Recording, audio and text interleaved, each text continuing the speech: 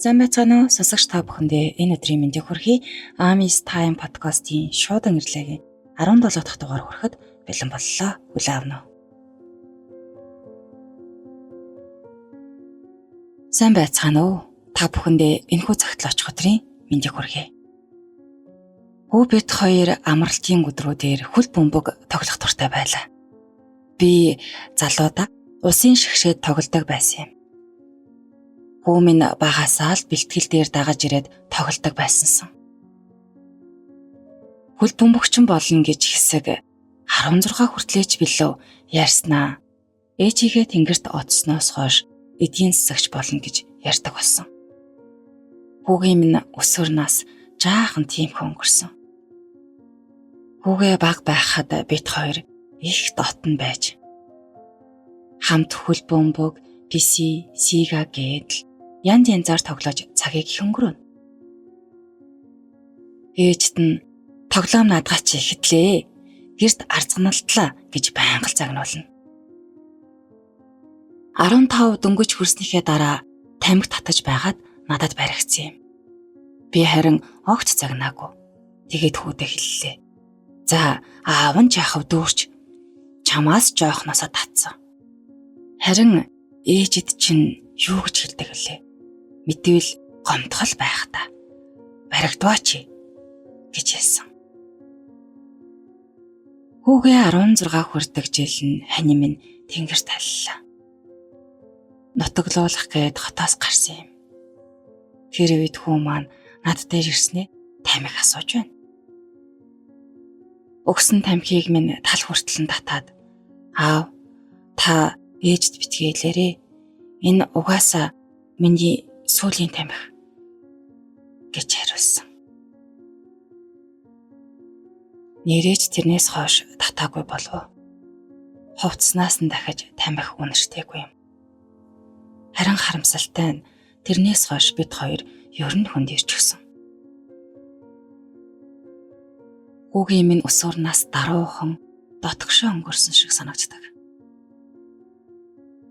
Би сэтгэлээ нээж ярмаар байдагтай адил хүү маанч бас тийм л байдаг байсан байх та. Даанч хоёр талд хоёр насанд хүрсэн ирчүүд нэрлэхэд ялцдаггүй юм билээ. Бид хоёрыг холбодог ойртуулдаг ганц зүйл үлдсэн нь хөл бөмбөг. Олон жил хамт тоглосон. Миний нас жаахан яваад хүү маань сургуулаа төгсөх гээд 2 сар л завсарцснаас биш. Сүүлийн бараг 10 гаруй жилийн турш 7 хоног бүр тоглосоор ирсэн байх шүү. Миний хүү их эртээ 20 хүрэхээс өмнө тустай гарсан. Надтай байхаар би гэж нэг уруу царайлсан дүнсийс хүн суугаад ахаар түүхтэй байдаг байсан байх л та. Гэхдээ бид хоёр хизээч ямар ч асуудал дээр ам зурж байгаагүй. Хүү минь тустай гараад жил болсон байв. Тэр үед бид хоёр маргааш тоглох уу барих уу гэж хоорондоо яриха болчихсон. Шууд л тоглодог талбай дээр уулздаг бас байлаа. Хаяа би өглөө шартаад босохгүй. Хаяа хүү маань ажилдаа дарагдаад ирдэггүй ч гэсэн хойлоо очихгүй байна гэж баргаал байхгүй. Тэгсэн нэг мэдсэн хүүтэйгээ 2-7 хоног таараагүй холбоо бариагүй өнгөрчихсөн байна. Түүнийг тустай гарснаас хойш бидний уулзах, холбоо барих бараг цорын ганц шалтгаан нь хөл бөмбөг байсан юм. Би эхний 7 хоног хүүгээ ирээгүй хараад нэг их юм бодоогүй явж байлаа.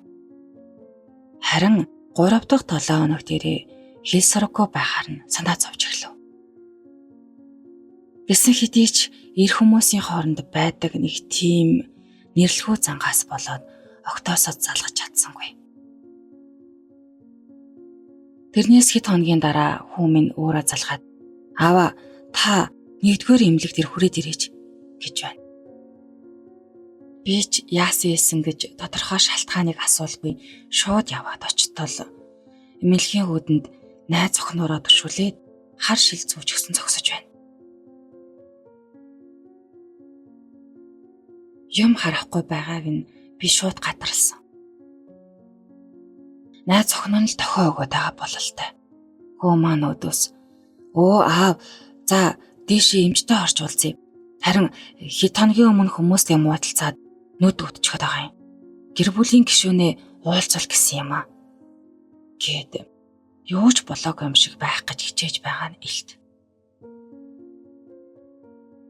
Эмчийн өрөөний гадаа ойр зүрийн үг солих зур найз охиных нь нүдэнд нулимс цэглэгнэж байгаа нь харагдаад дотор пал хийгээд л явжгалаа. Эмчийн өрөөнд орлоо. Өвгөн доктор охин хүү хоёрыг танимхаарж надтай мэд мэдээд цайгаар дайлах гээд ус буцалгав. Хизээл улсын эмнэлгийн эмч нар тэгж алаа да. Байдал биш байгаа нь ойлгомжтой. Эмчээс асууж амжаагүй байтал хараагүй боллоо гэд одоо гуниад явах тий. Одоо юм хөгжсөн үе. Гэрээсээ хийдэг ажлууд олтож өгөх юм агад. Гэд яриад эхэллээ. Арай ч үгүй байлгүй дээ гэж бодоод эмчээс юу яриад байгааг нь асуудал. "Өө, чи чинь аавдаа хэлээгүй байгаа юм уу?" гэд. Уртаар санаа алдснаа.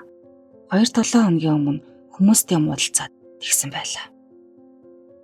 Яаралтай хагалгаанд ороод хоёр нүднийхээ хараад бүрэн алдчихсан тухай нэг амьсгаагаар хэлчихдэг юм байна. Тийм мэдээ хүлээж авахд бэлтгэлгүй байсан болохоор амнаас үг гарсангүй. Хүү маань ч ганц үг ган хийсэнгүй. Найз охин нь нулимсаа арчиж суугаал харагдсан. Амьдралын утга учир минь, бахархал минь, ханы минь захиж үлдээсэн ганц эрдэнэ минь.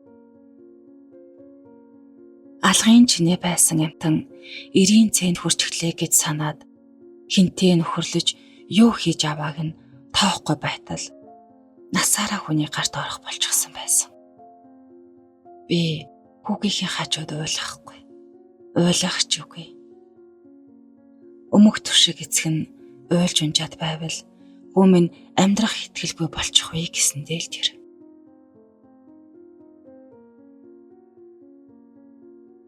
Тэгсэн хоёр нүднийхээ харааг алдчихсан хүнийг маш бага мөнгөөр үнэлсэн байсан.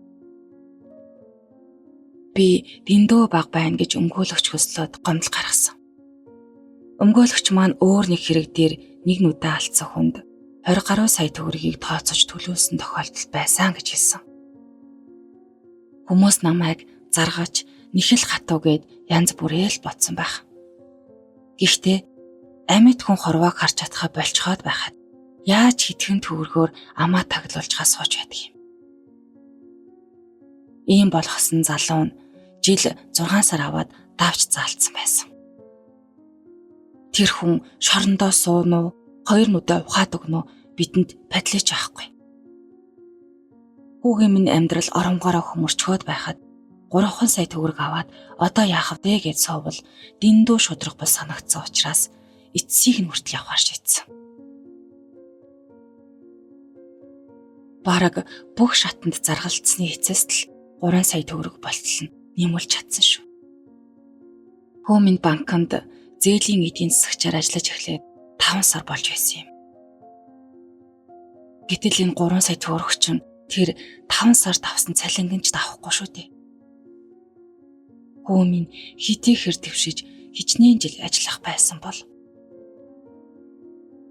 ядчил өөр хүний нэг нүдийг 20 саяар үндэслэнтэй дүүцүүлээд өмөлсөн бол гэж хаяа гомдтгол юм. Одоо хүү минь гэрээсээ онлайн дэлгүүрийн мэдээлэл өгдөг ажил хийж байгаа. Аав дээрээ хамт амьдраа гэхээр нэрлэхэд ирдэггүй юм. Хараагаа алдаад олон жил болсон болохоор аргаа олоод сурчихсан. Намайг байн очихоор бас дургуутснээ. Мөнгө төгрөг үгүй гэхээр бас их яоцгүй. Арах ч үгүй биз дээ. Саяхан л мэрэгчлэрээ ажиллаа хийгээд гялалцаж явсан хүн чинь шалтаа буухын тулд чадах ажиллаа хийгээд хичээж л байна. Натаас хойш хүү минь яах бол аргаа олоод зүтрэхгүйхэн амьдраа сурчхаасай л гэж боддөг юм. Хэрвээ дараагийн амьдрал гэж байдаг бол хөөрхий ижийнхэн царайг яаж харна та гэхээс л хэмээгээд цагтлаа өнгөрсөн байна. Хүний эрүүл мэндийг мөнгөөр үнэлнэ гэж ер нь л бол байхгүй дээ. Тэгэхээр хүүхдүүдээ нас биед хүрсэн, тусдаа гарсан гэхгүйгээр ер нь ямар хүмүүстэй найзалж нөхөрлөж байна, хаагуур юу хийж байна гэдгийг хөөе хай гэд хаяач гэснийг анзаардаг байсан нь дээр юм болоо да. Тэгээ манад ер нь тэгээд эрүүл мэндээр хохирсон ийм хүмүүст үйлчлэгээ, дэмжлэг энэ төр нь үнэхээр муу байдаг дөө тэгээд хэцүү. Зайд хүрээд өнөөдрийнхөө нэвтрүүлгийг өндөрлөе. Хамт байсан бүх сонсогчдоо баярлалаа.